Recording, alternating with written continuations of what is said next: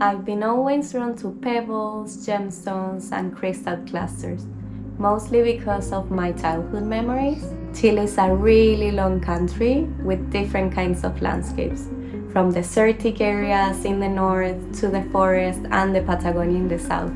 The Andes crosses the entire territory, and geological forms are just everywhere.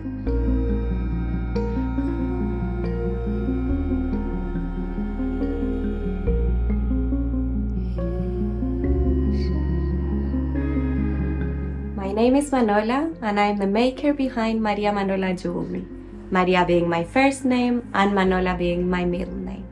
I work in my studio at home in North London, where there is a high ceiling and very big windows that let the light in, and also have a nice view to the top of some trees. I love being close to nature, so there are many plants in the flat.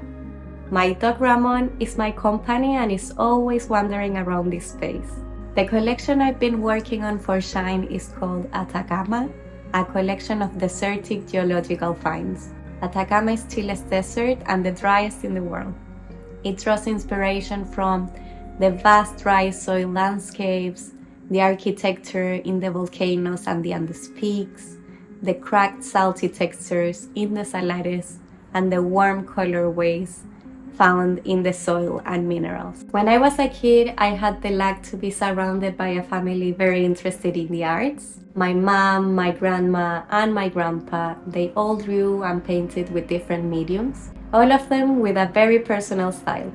Spending holidays with my family in places where volcanoes, rocks, lakes, and rivers meet has shaped my vision and style.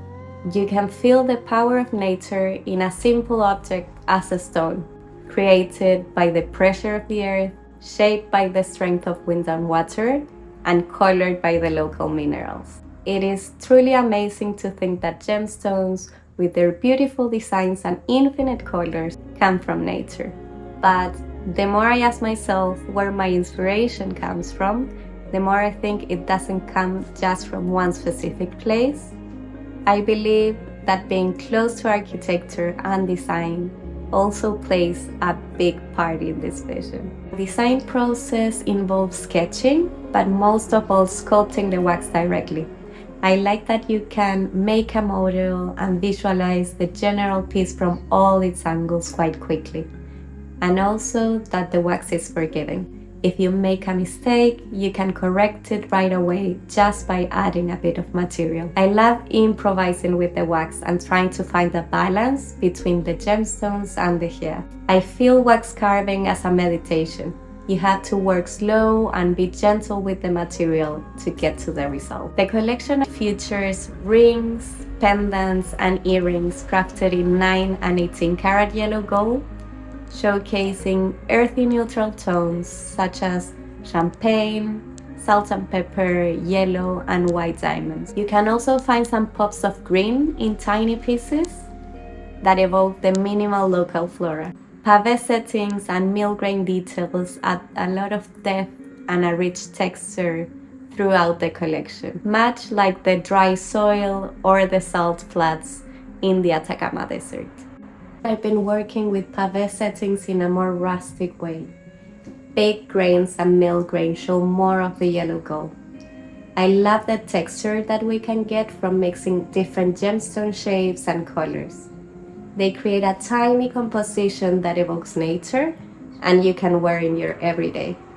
My favorite piece in this collection is a one-of-a-kind that is called the Atacama Signet Ring, where you can find a simple faceted design contrasted against this textured rustic pave setting in the top of the ring.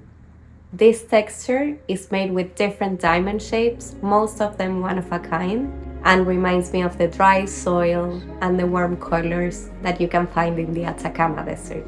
The experience of making timeless, wearable tiny pieces with my hands that could mean so much to someone else felt like magic. I visualized my designs heavy and solid, heirlooms that could last for generations.